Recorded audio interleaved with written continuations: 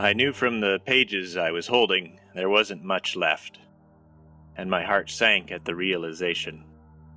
I had been hoping that this letter from the past would hold some hidden key to how to stop this thing. That's what always happened in horror movies, right? You just had to put the puzzle together, and your reward would be the thing that could slay the beast. But there was no point in dampening our spirits more by saying it out loud. Instead, I finished the letter. Over the next several months, I saw and heard gossip of several more confrontations between Meeks and Dr. Middleton. In most of them, it seemed the Gravekeeper's primary point was to shame and cow the doctor. But there did seem to be some common thread regarding something the doctor was doing that Meeks didn't like. It wasn't until Christmas Eve of 1911 that I fully understood what that was. We were all gathered in the dining hall having our dinner. Roasted geese, figgy pudding, and bowls of steaming potatoes filled every table, and despite our situation, the mood in the room was actually something close to merry. Dr. Middleton sat at the head table, sourly picking at his food while pretending to pay attention to one of the other doctors that had come on at Greenheart just a few months prior. The head doctor's face changed as the doors at the opposite end of the room banged open. It was the Gravekeeper. He strode down the middle of the long hall, and I shuddered as he spared me a knowing glance in his passing. Without any real effort, he leapt the 5 feet onto the raised platform where the head table sat, his hands loose at his sides like a gunfighter from the stories my father would read me as a girl. "I told you, Doc. But you thought you knew better. Thought you were smart and could fool me." Middleton visibly paled. I don't know what you mean, Meeks." I heard that rough chuckle again. "Sure you do. You kept sending out our cattle here." He gestured back in our direction. "Sending 'em to another butcher." He suddenly slammed a fist down on the table, caving it in and sending food flying amid screams of terror and shuffling feet. The Gravekeeper's voice somehow carried over the commotion, and I wonder now if he was speaking at all, or if I was hearing him in my mind. "But I'm a greedy, selfish butcher. Greedy and so very hungry." Middleton's face went red with anger. "Shut up, you fool! You'll ruin us both!" I watched as Meek's hand shot forward and through the doctor's head. Bone and viscera exploded out onto the other staff that were now scrambling desperately off their platform and toward the doors. "I don't want to share, you see. Never have. So I think it's time to start fresh." He turned around to face us, slinging his arm hard enough that meat and gore splashed against the far wall. "Yes, I think it's time for a change." A number of staff and inmates were at the doors by now, but they couldn't escape. Only the door nearest me seemed to be open, and people flooded out of it as flames began to appear along the walls and tables. I had been somewhat transfixed by the horror unfolding before us, but the warmth of the fire brought me to my senses.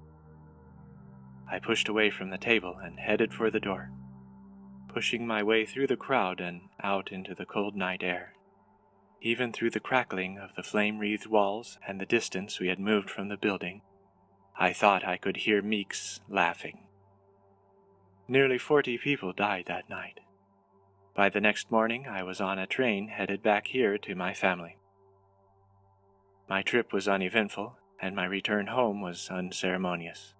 There was no discussion of Greenheart home or my unwilling confinement there.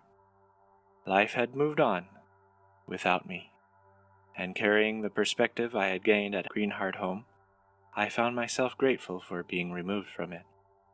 I missed my friends terribly, but never saw or heard from them again.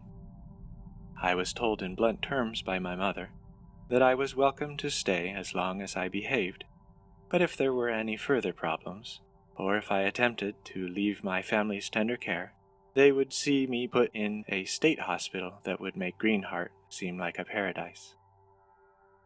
The certain reality of that threat terrified me, and to my shame, kept me a largely silent and docile prisoner over these years. I quickly divorced myself from all but mandatory family functions, staying mainly in my room or the library at times when I knew others weren't apt to be around. I was like a ghost haunting my own home, and that separation was a comfort. I lost myself in books and writing poetry, and occasionally talking to a distant aunt on our new telephone.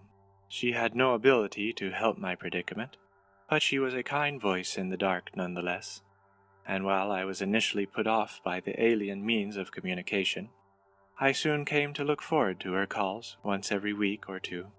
The last of my calls with my aunt was strange from the beginning. She seemed uninterested in what I was saying, and her manner of speech seemed somewhat abnormal. I was wondering if she was sick or preoccupied by some trouble, when I realized she was asking me a question. "Would you like me to come and visit you, Emily?"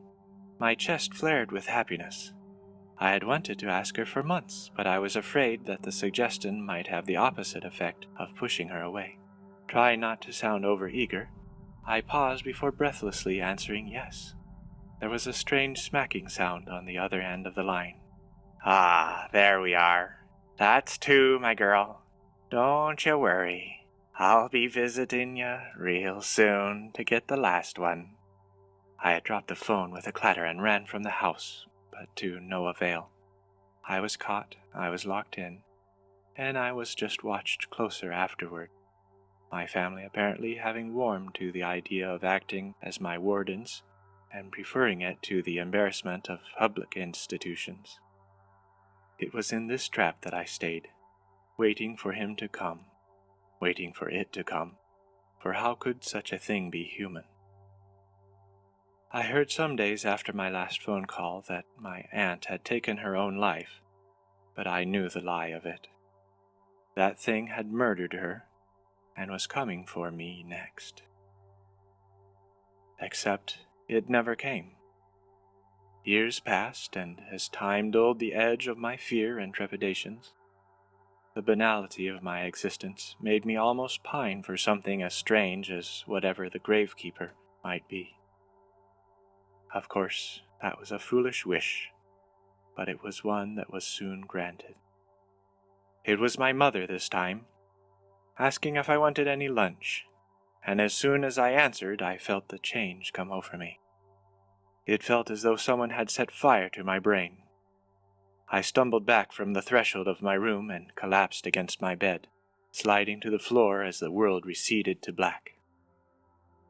When I awoke, I knew I was ruined, tainted. I could feel him nesting in my mind, in my soul. He didn't take control often, but I could feel him sending out tendrils as he probed my thoughts and feelings. I began to have dark and perverse thoughts, as well as the reoccurring image of a face that was both Meek's and not Meek's, its mouth a red slash full of broken knives, cutting and recutting the long purplish tongue that lolled out of its mouth, wet and hungry. I could feel that mouth in my mind, consuming me bit by bit, replacing me with something else. I could feel that dark tongue roving and questing, burning everything with its acid touch. I could feel it licking the inner chambers of my heart.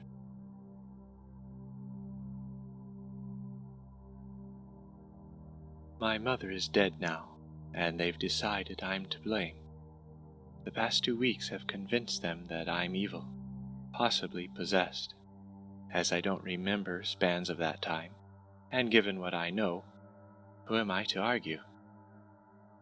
They mean to bury me and leave this house forever, though whether that last idea is truly theirs or the bank's, that's another matter. I wish I had it in me to fight them, but I'm too tired. And considering what lives inside me now, perhaps it's the best thing. I always wrote such happy poems. I was embarrassed to have anyone read them because of their optimism and bright view of a world beyond the borders of places like Greenheart Home or my own family. Perhaps the idea that there are good people and good places where truth and love and kindness can find light enough to grow tall and strong, is a fantasy, but I don't think so. I just think it's foreclosed to me now.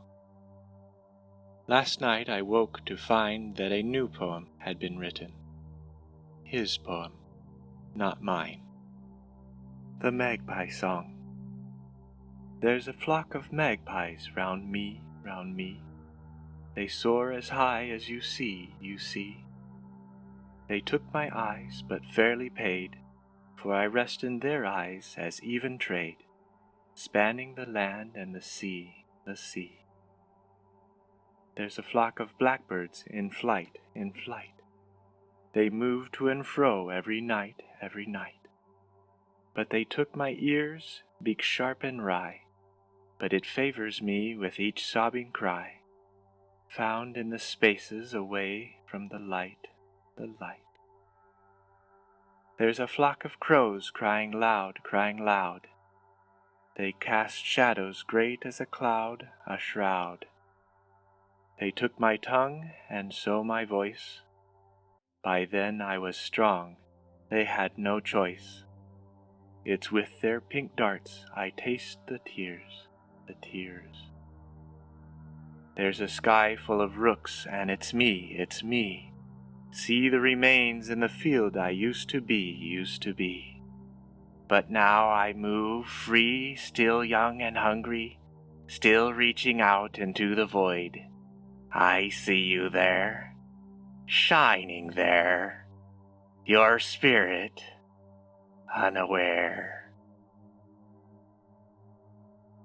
I think he wrote it at least in part to mock me, to twist something that I love and show me how he's going to taint every corner of my life, letting me watch until it's all gone.